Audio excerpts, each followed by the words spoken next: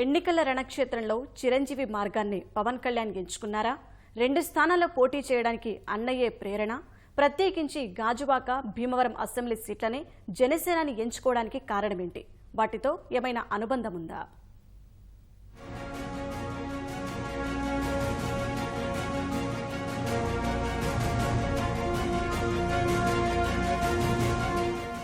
జనసేన అధినేత పవన్ కళ్యాణ్ బరిలోకి దిగే స్థానాలపై పార్టీ కార్యవర్గ సమావేశంలో పెద్ద కసరత్తే జరిగింది. వాస్తవానికి పవన్ కళ్యాణ్ ఇచ్ఛాపురం, అనంతపురం నుంచి పోటీ చేయాలని అభిలషించారు. అయితే ఆయా స్థానాల్లో పార్టీ బలంగా ఉన్న శ్రేణుల సన్నద్ధతకు సమయం సరిపోదని కార్యవర్గం అభిప్రాయపడింది. ఇదే సమయంలో అనేక ప్రతిపాదనలపైన చర్చ జరిగింది. తిరుపతి స్థానం చర్చకు రాగా ప్రజారాజ్యం తరఫున చిరంజీవి పోటీ చేసి గెలిచారని, మళ్లీ తాను నిలిస్తే అది మెగా కుటుంబ స్థానంగా ముద్రపడుతుందేమోనని పవన్ అన్నారు. పార్టీ పరంగా బలంగా ఉన్న పెందుర్తి టికెట్ విశాఖ జిల్లా వాసికి ఇవ్వాలన్న పవన్, రాజమండ్రి లోక్సభ పరిధిలోని రాజానగరం సీటు స్థానికంగా పార్టీ కోసం పనిచేసిన వారికే ఇద్దామని కార్యవర్గానికి సూచించారు. ఇక పిఠాపురంలో జనసేన బలంగా ఉందని కార్యవర్గం నివేదించినా అక్కడి నుంచి ఆడపడుచుని అసెంబ్లీకి పంపిద్దామని పవన్ పేర్కొన్నారు.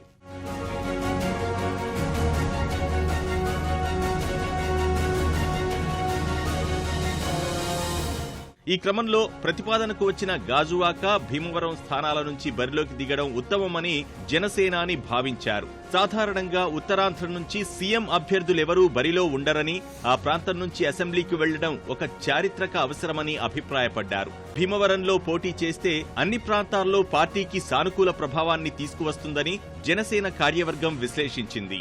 తాను నటనలో ఓనమాలు నేర్చుకున్న విశాఖ ప్రాంతం నుంచే ఎన్నికల్లో పోటీకి దిగడంపై పవన్ సంతోషం వ్యక్తం చేశారు. గాజువాక ప్రాంతం స్టీల్ ప్లాంట్, ఇతర పరిశ్రమలతో అభివృద్ధి చెందిందని చెబుతున్నా భూములు ఇచ్చిన రైతులకు నేటికి పరిహారం దక్కని విషయం తాను పోరాట యాత్రలో గ్రహించానని పవన్ చెప్పారు.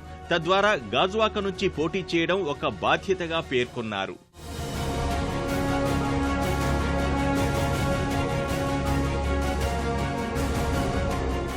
ఇక భీమవరంతో తనకున్న అనుబంధాన్ని సైతం పవన్ జనసేన కార్యవర్గ సభ్యులతో పంచుకున్నారు. డిఎన్ఆర్ కళాశాలలో పరీక్షలు రాసేందుకు వెళ్లి అక్కడ పాఠ్య పుస్తకాలు వదిలేసినట్లు పవన్ చిన్ననాటి జ్ఞాపకాలు నెమరువేసుకున్నారు. చుట్టూ ఉన్న సమాజాన్ని అర్థం చేసుకోవడం మొదలుపెట్టింది ఆ క్షణం నుంచేనని చెప్పారు. భీమవరం అభివృద్ధి చెందిన ప్రాంతంగా కనిపించినా ఎక్కడి సమస్యలు అక్కడే ఉన్నాయనే విషయంపై తనకు అవగాహన ఉందని పవన్ అన్నారు. అక్కడి నాయకులు అభివృద్ధి చెందారే గాని ప్రజలను పట్టించుకోలేదన్న పవన్, భీమవరం డంపింగ్ యార్డ్ సమస్య ప్రజాప్రతినిధుల చెవికెక్కలేదని ఆక్షేపించారు.